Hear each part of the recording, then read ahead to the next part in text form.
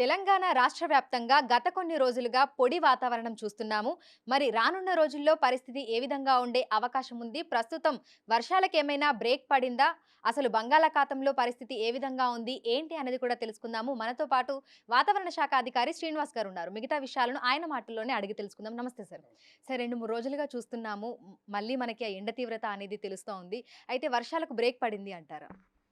మనకి 17వ తారీఖు నాటికి ఒక అల్పపీడనం ఏర్పడింది. అది తర్వాత రోజు వాయుగుండంగా కూడా మారింది. మారిన తర్వాత మనకి 19వ తేదీ నుంచి మళ్ళీ వీకెన్ అయ్యడం ప్రారంభించి 20వ తారీఖు నాటికి పూర్తిగా అది మనకి పూర్తిగా వీకెన్ అయిపోయింది.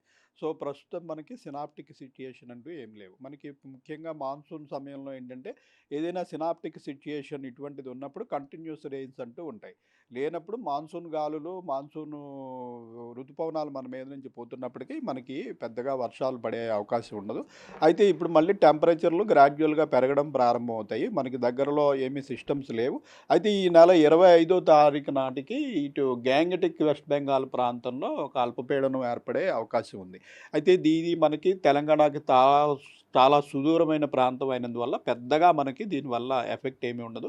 కొద్దిగా నార్త్ తెలంగాణలోని కొన్ని జిల్లాలకి అంటే కొమరంభీం, మంచిర్యాల ఆ ప్రాంతంలో కొద్దిగా చెదురుమదురు వర్షాలు, క్లౌడీనెస్ ఉండే అవకాశం ఉంటుంది తప్పించి, మనకి ఈ పశ్చిమ మధ్య బంగాళాఖాతం మనకు దగ్గర సముద్ర ప్రాంతంలో ఏదైనా ఏర్పడినప్పుడే మనకి మొన్న చూసినట్టుగా 13వ తారీఖు, అలాగే 17వ తారీఖు 2 అల్పపీడనాలు ఏర్పడినప్పుడు విస్తృతంగా వర్షాలు ఎలా పడాయో అలా పడే అవకాశం ఉంటుంది.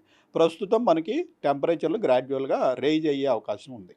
సో ప్రస్తుతం గరిష్ట ఉష్ణోగ్రతలు చూసుకుంటే మనకి జిల్లాల వ్యాప్తంగా చూసుకున్న, హైదరాబాద్‌లో చూసుకున్న ఏ విధంగా నమోదవుతున్నాయి? మనకి ప్రస్తుతం 32-33 డిగ్రీ అట్లా నమోదవుతున్నాయండి. రాగల 2, 3 రోజుల్లో మరొక 2, 3 డిగ్రీలు పెరిగే అవకాశం ఉంటుంది. అయితే ఇట్లా టెంపరేచర్‌లు పెరిగినప్పుడు మనకి విస్తృతంగా ఈ మధ్యన వానలు పడి చాలా మాయిశ్చర్ కంటెంట్ అవైలబుల్ ఉంది. అట్లాగే మనకి అప్పర్ ఎయిర్‌లో కూడా మాన్సూన్ గాలులు పోతుంటాయి కాబట్టి అప్పర్ ఎయిర్‌లో కూడా మాయిశ్చర్ అవైలబిలిటీ ఉండటం వల్ల ఎక్కడైతే టెంపరేచర్‌లు పెరిగాయో అక్కడ సాయంత్రం సమయంలో మనకి క్యుములోనింబస్ మేఘాలు ఏర్పడి కొద్దిపాటి జల్లులు, ఉరుములు, మెరుపులతో కూడిన జల్లులు, ఈదురుగాలులు వచ్చే అవకాశం ఉంటుందని మనం ప్రస్తుతం అదే ప్రిడిక్ట్ చేస్తున్నాం. సో హైదరాబాద్ వ్యాప్తంగా చూసుకుంటే పరిస్థితి ఏ విధంగా ఉండొచ్చు అంటారు? అంటే ఈ రోజు కానీ లేదంటే రానున్న 2, 3 రోజుల పరిస్థితి ఏ విధంగా ఉండొచ్చు? హైదరాబాద్‌లో రాగల 3 రోజుల వరకు మోస్ట్‌లీ పొడి వాతావరణమే కొనసాగుతుందండి. పగటిపూట పూర్తిగా పొడి వాతావరణమే కొనసాగే అవకాశం ఉంది. అయితే సాయంత్రం సమయంలో కొద్ది ప్రాంతాల్లో అక్కడక్కడ ఉరుములతో, మెరుపులతో కూడిన జల్లులు, కొద్దిపాటి క్యుములోనింబస్ మేఘాల టెంపరేచర్‌లు పెరిగినందువల్ల మనకి మాయిశ్చర్ కంటెంట్ ఉన్నందువల్ల అక్కడక్కడ ఒక 5, 10 నిమిషాలు క్యుములోనింబస్ మేఘాల వల్ల జల్లులు పడే అవకాశం ఉంది తప్పించి పెద్దగా కంటిన్యూస్ రెయిన్ పడే అవకాశం అయితే ప్రస్తుతం లేదు.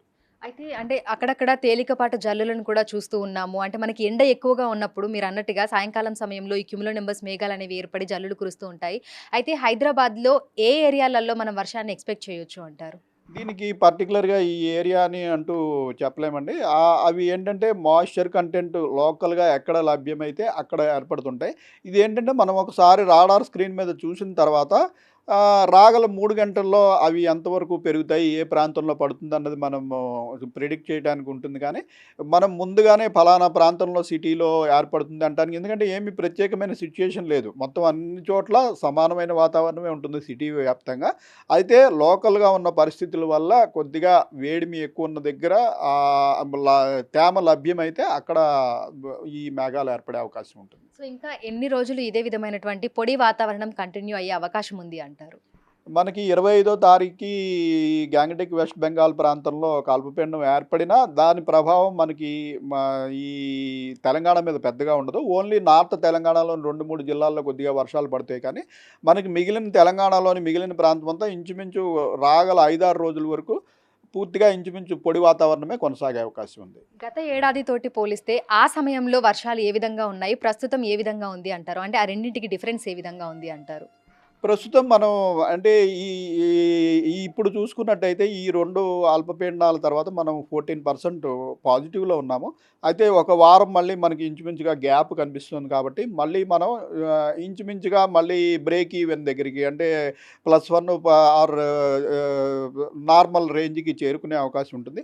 లాస్ట్ ఇయర్ మనం ఓవరాల్‌గా ప్లస్‌లోనే ముగించాము. ఈసారి కూడా మనకి సెప్టెంబర్‌లో ఫస్ట్ వీక్‌లో లో ప్రెషర్ ఏర్పడే అవకాశం ఉంటుందని భావిస్తున్నాం.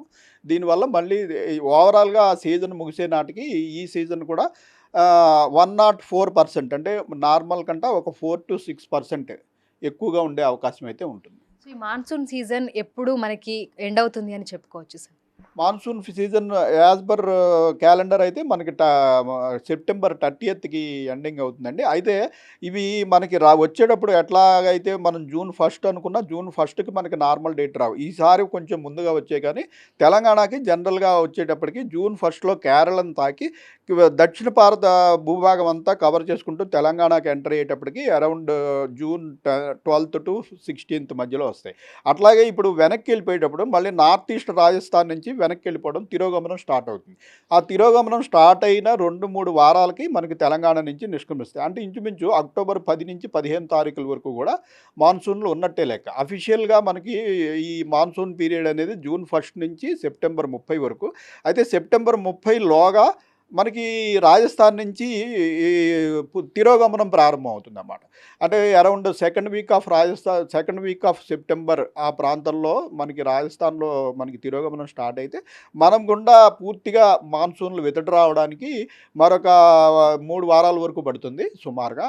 ఇంచుమించు September first week or 10th వరకు మనకి మాన్సూన్స్ ఉన్నట్టే లెక్క.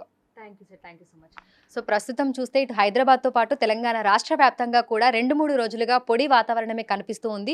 మరో 2-3 రోజుల పాటు కూడా ఇదే విధమైనటువంటి వాతావరణ పరిస్థితులు కొనసాగే అవకాశం ఉన్నట్లుగా కూడా అధికారులు అయితే తెలుపుతున్నారు. ప్రస్తుతం పశ్చిమ మధ్య బంగాళాఖాతంలో ఎలాంటి అల్పపీడనాలు, ఉపరితల ఆవర్తనాలు, ద్రోణుల ప్రభావం కనిపించడం లేదని, అందువల్లే వర్షాలకు బ్రేక్ పడిందని కూడా చెప్తున్నారు. అయితే ఆ తర్వాత మనకి ఏవైనా సినాప్టిక్ ఫీచర్స్ కనుక కనిపిస్తే మళ్ళీ వర్షాలు కురిసే అవకాశం ఉన్నట్లుగా కూడా తెలుపుతున్నారు.